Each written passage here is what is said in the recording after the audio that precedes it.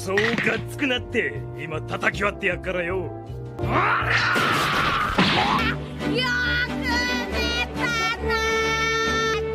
Salut à tous, c'est Life les amis, aujourd'hui toute nouvelle vidéo, comme vous l'aurez vu au titre et à la miniature, on va parler des premiers épisodes d'animé et plus précisément de mon top 3, car on est tous d'accord pour dire que le premier épisode d'un animé est le plus important, je pense, de l'œuvre. C'est celui qui va déterminer si oui ou non on va continuer à regarder l'œuvre, et surtout celui qui va cerner l'univers de l'œuvre, donc cerner nos goûts et nos attentes par rapport à l'œuvre. Donc sans plus tarder, allons-y.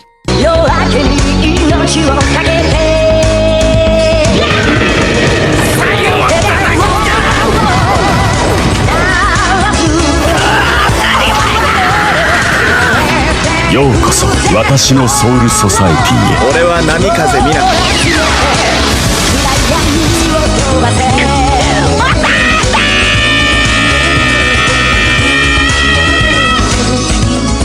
Bien évidemment, le top 3 que je vais vous citer ne reflète absolument pas mes goûts en matière d'œuvre générale. Pour vous dire, je pense qu'il n'y a qu'un seul animé sur les 3 qui fait partie de mon top 10 animé. Le top est là vraiment pour représenter les premiers épisodes qui m'ont vraiment impressionné et marqué. Si maintenant je vous dis que un tel manga a un premier épisode totalement légendaire, mais qui ne fait pas partie de mon top 10, voire de mon top 5 animé, totalement mes goûts, c'est ce qu'on appelle la subjectivité. Et merci d'en prendre compte dans les commentaires. D'ailleurs, je pense que pour vous, ça serait peut-être même le cas d'avoir un premier épisode marquant, mais que la suite est totalement éclatée. PS, force à Demon Slayer. Mais l'inverse est totalement acceptable, puisque il y a des animés avec un premier épisode pas si ouf que ça, ou pas si intéressant, mais qui ont une approche d'un univers plutôt original, et qui va avoir un développement de l'œuvre totalement incroyable, comme par exemple One Piece, Dragon Ball, Bleach, Hunter x Hunter, et j'en passe. Et d'ailleurs, je vais commencer du coup avec une œuvre qui n'est pas dans mon top 10, mais que j'apprécie énormément. D'ailleurs, si elle n'est pas dans mon top 10, ce n'est pas parce qu'elle est nulle ou qu'il lui manque quelque chose, c'est plutôt parce qu'il y a tout simplement 10 œuvres que je préfère tout simplement à elle. Et on va commencer par le premier épisode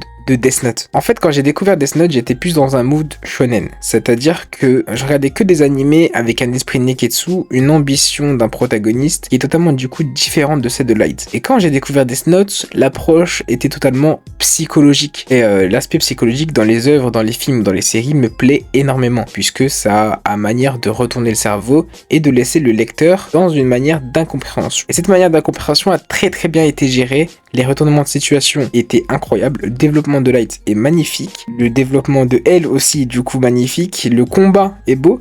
Là je parle de l'œuvre, mais le premier épisode nous laisse perplexe. Il nous met dans un mood où le pouvoir absolu est détenu par le protagoniste qui va en faire quelque chose de grandiose. Et il le fait directement très vite. Ryu qui était choqué, le bouc qui venait d'avoir 17 ans, avait fait un génocide. Au-delà de l'aspect psychologique, j'ai directement trouvé un aspect dans le développement de Light dès le début de l'œuvre qui était très intéressant. Et c'était sa vision du monde et comment le monde devrait être selon lui. Et le fait qu'il applique directement ça dès le début, ça a directement mis dedans et il a fait un épisode magnifique. C'était totalement intéressant. J'ai voulu cliquer et j'ai enchaîné tous les épisodes. Donc vraiment, ce premier épisode de Death Note était totalement masterclass. Le prochain épisode qui arrive va peut-être faire froncer les sourcils de certains. Et honnêtement, je les comprends vu l'acharnement que j'ai eu sur cette œuvre que je n'apprécie pas du tout. Honnêtement, dans sa globalité jusqu'à, on va dire, la saison 4, j'ai totalement kiffé cette œuvre. Mais il y a des choses qui font qu'on n'apprécie plus du tout une œuvre et cette œuvre régit totalement à cette règle-là. Et cette œuvre-là, c'est l'Attaque des Titans, qui possède du coup un premier épisode vraiment intéressant, vraiment magnifique et incroyable.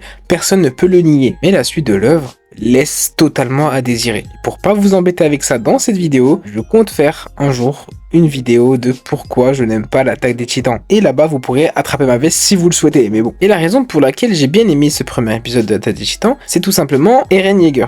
Eren Yeager était là un petit enfant qui a un rêve totalement banal, c'est-à-dire un rêve de liberté. Il veut être libre et c'était totalement original, puisqu'il était là, enfermé entre 4 murs, même s'il y avait plus de murs que ça, et dans tous ces murs-là, il y avait l'humanité entière. Et le but, c'était d'éradiquer les titans qui rôdaient autour d'eux. C'est-à-dire que Eren avait pris pour espoir la liberté de tous ces gens-là. Et s'il arrivait à faire son objectif, il aurait rendu l'humanité libre. Et en premier épisode, c'était totalement incroyable. Sauf que, aux 5 dernières minutes de l'épisode, on a le plus gros retournement de situation qui puisse arriver à ce moment-là. Les titans attaquent le mur et le détruisent en tuant la mère d'Eren. Et moi, tout ce que j'ai à dire, c'est que ce jour-là, l'humanité s'en est souvenue. Et je finirai ce top par une œuvre que j'apprécie et je n'apprécie pas à la fois. C'est assez mitigé mon avis dessus, c'est pour ça que je me fais une relecture actuellement. Et je pense qu'elle rentre dans mon top 10 animé puisque elle est quand même culte et légendaire. C'est le premier épisode de Naruto. Il est juste magnifique. Et honnêtement, je pense que c'est le meilleur premier épisode d'animé qu'on a pu faire, toute génération confondue. Et honnêtement, j'aurais pu citer d'autres œuvres comme Erased, Parasite, Code Geass, Promise Neverland, Full Metal Alchemist. Et honnêtement, il y avait énormément de choix et de très très bons premiers épisodes. Mais je trouve qu'aucun n'a fait ce qu'a fait Naruto dans le fait où on a le prota de Neketsu, le petit copier-coller de Goku physiquement, rejeté de la société. Il va pas se laisser du tout abattre. C'est une source d'inspiration pour beaucoup de personnes. C'est une source d'inspiration pour le monde. Cet esprit shonen, cet esprit Neketsu